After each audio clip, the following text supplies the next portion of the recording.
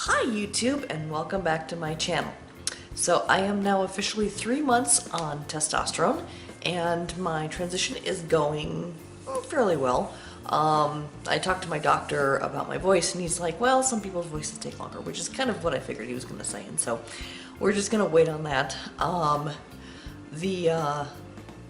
No other really major changes. I mean, my body hair growth is continuing, and my libido is continuing, and that kind of thing. But I haven't noticed a lot of other changes yet, but it's only 3 months in, so I'm really not expecting that much.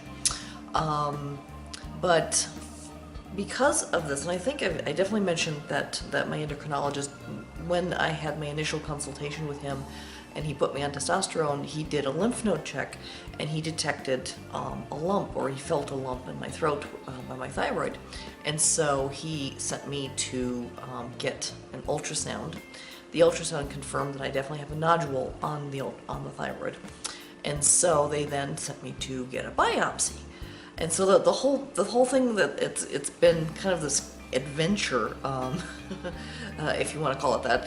But so I went to get the biopsy, which was not fun at all. I was terrified. Needles are bad for me anyway, and having to sit there and be awake while they are, poking around in my neck with a big old long needle, like, ugh, it was, I tried very hard not to panic. That was my main goal, is to not panic, and I didn't panic. I mean, I got close to it, but I didn't panic. So, so I got the biopsy. The results of that were kind of, on the inconclusive side, where it wasn't normal enough to say it's benign, but it wasn't abnormal enough to say cancer necessarily. So it's like, okay, fine. So my doctor said, well, we have another round of tests that we can run. We can send this into something called do an Afirma testing. And it's more rigorous testing, more detailed testing, or whatever. And so I had to come in and sign a consent form. They almost lost my consent form, and they found it again, and so it took them 3 weeks longer than normal to get the Afirma testing done. Thankfully, the sample that they took, they didn't need to take another sample, and the hospital just kind of kept it frozen until they got the consent to send it in for the Afirma testing. So we got the Afirma testing results back. I got them back on the day of my 3-month consultation with my endocrinologist last week. And unfortunately, it came back with, it didn't say definite cancer, it didn't say definite benign either, but the initial test that I had, the initial biopsy, I had like a 5 to 15% chance of malignancy. Well, the Afirma test put it into the suspicious category at 50%, or approximately 50% malignancy, or chance of malignancy. High enough where they're like, no, we think we're gonna need surgery. So we're not just gonna go straight to surgery. My next thing is they're sending me to a specialist for consultation. So another, second opinion, that kind of thing. So I'll talk to the specialist, and they'll, review all the exam results and all the biopsy results and everything else. And then we'll discuss options and things. Very likely they're going to recommend a lumpectomy, which is just basically taking out the lump, quite literally, just removing the lump, and any surrounding tissue and stuff, and things. So I may or may not end up with a lovely scar over here. Whatever, I don't care. The scar is the least of my worries. But that's where we're at right now, is that. And so actually, what I thought was the testosterone causing me a persistent cough, it's very likely it's this that's been causing the persistent cough. And if you're hearing my voice sounding more rough, it's very likely it's because of this. It's actually been getting worse and stuff, and which means, because back in March when I had my regular annual exam with my GP, she did not detect a lump, and she does a lymph check as well. And so it's very likely that it grew or to a detectable size, between March and June when I saw my endocrinologist. And so it's very likely he detected it very early, or as early as possible that you can with a by finger detection kind of a thing. So I'm starting to think that it's very likely that if I had not decided to go and transition this year, that they wouldn't have caught it until, much later on. I mean, maybe I would have gone in to see a doctor with my cough If that hadn't improved, if that had, if that had gotten a problem, they'd probably throw allergy pills at me or whatnot, because who knows. Maybe they would have done another lymph check, I don't know, but it's very likely that this would not have been caught as soon as it has been. So I'm actually really grateful that I decided to transition this year because of this. And so, I mean, it's not great news, but thankfully it's very treatable. You can, get the surgery, get it removed.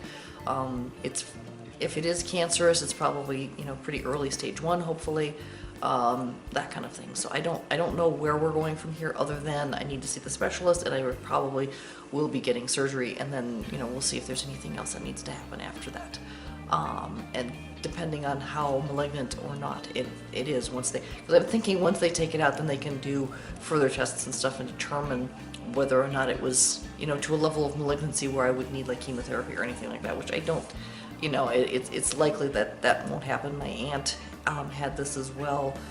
She's not a related aunt, she's aunt by marriage, so it's not a family thing. But she had this about 10 years ago and had a lumpectomy and didn't need any further follow-up treatment, and she's been fine, and she's cancer-free and everything. So I'm really not worried about that part of it. I'm just like, surgery, not, like the whole thing of getting the biopsy was bad enough, and surgery is not a thing that I'm looking forward to. I mean, and I have other surgeries I kind of want to get, not that I look forward to any of them, but I'd like to get the mastectomy and eventually hysterectomy and that kind of thing too, but I've got to take care of my health first. That's much more important. So we're going to do that. Now, the other possible silver lining in this is, yes or no, kind of. It's a positive and a negative at the same time. But if this is thyroid cancer, and they take it out, and whatever, if we take it care of early and everything is fine. But I've read studies where there is an increased risk of breast cancer if you have thyroid cancer, and vice versa. If you have breast cancer, increased risk of thyroid cancer. So, and I already have a lot of problems in my breasts anyway. I have fibroids, I have fluid-filled cysts, I do go for regular mammograms. So far, they've all been clear. But this may give me an additional medical reason for getting elective mastectomy rather than, just because of gender transition. There might be a medical, not a nice, but a valid medical reason for doing the mastectomy, and so a higher likelihood that I can get the insurance to help cover it. Maybe not pay for all of it, but if they can at least pay for a chunk of it, that would be great. So, cross fingers on that. Anyway, that's pretty much the only news I have this week. There isn't too much change. Oh, when it comes to the testosterone levels, I should mention that. So my testosterone levels 3 months ago when I was tested, and this was, I was tested like after 2 weeks of being on T already, because they screwed up and the first set of tests didn't run properly. So I don't know what my baseline T was before I started taking testosterone, but 2 weeks into it already, and my level was at 332 nanograms per milliliter. I forget exactly what the measurement is, but it's the range for a healthy adult male is somewhere between like 250 and 850 of that measurement, and I was at 332 already within 2 weeks. I'm now at 444, so I'm getting right into the middle of the range, which is exactly where my doctor wants me to be. So at least my testosterone levels are good. All the changes, he was actually surprised. I mean, I am shaving now and everything, but I didn't shave for almost a month, and even though you couldn't see it in my last video, not really, I did have, if you looked in the mirror closely enough, you could see some of the hair growth on my face, and I let it grow in so I could show him, and he was actually surprised. He said that most people don't start showing any real hair growth until 6 to 9 months, maybe a year into it, depending. And so, of course, because I have naturally dark hair, I'm not surprised that I'm seeing more dark hair growing on me, and it's starting to get darker on my arms. It's starting to get like on my body everywhere, on my thighs. I'm probably gonna have a hairy ass. I mean, I'm just gonna, in my mind, I've always imagined myself a twink, even though I'm way too chubby for that. But it looks like I'm gonna be a bear. Yay. Well, we'll see how I deal with that, whether or not I'm gonna get electrolysis or not. I don't know how furry I want to be. I mean, I might end up enjoying being furry. I don't know. I'm not that kind of furry, so get your minds out of the gutter. But I don't know. I knew the hair growth was gonna happen. I didn't know exactly what kind of a pattern of hair growth I was going to get or how much of it, etc. The fact that it's showing up as early as it is means I'm going to probably get pretty hairy. So there's definitely certain things, like if I start getting it on my shoulders or my upper arms or my back, definitely going to get that lasered off, because like, no, I don't want to deal with that, because that's sorry for anyone out there who's watching who has that naturally and everything. My husband did too, and I always helped him shave it off. He actually asked me to. He would always like hand me the razor, like, here, shave me. And I was happy to. He didn't like it any more than I did, and so, which is, it made us, each happy. And if I don't have a partner to help shave me, then I'm going to permanently remove at least like anything where it's growing where it shouldn't, so we'll see about that. It's a side effect that I was aware was going to happen. I'm not surprised that it's happening. I am surprised it's happening as early as it is, and I'm surprised at how much I'm seeing already, even though on camera you can't really tell whether I'm shaved or not.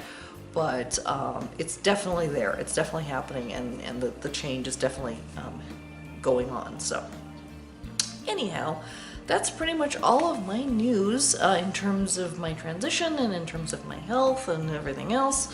I'm sure you saw the announcement last week about my book that I posted, so that my book's coming out. It'll be available next week. So you have 1 week left to get the ebook version for 99 cents.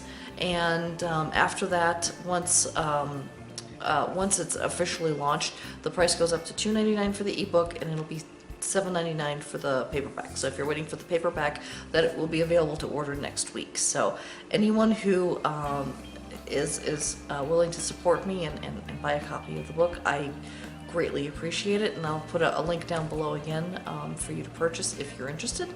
And that's pretty much it for this week. Thank you again for joining me and listening to my ramblings, as always. So until next time, take care. Bye-bye.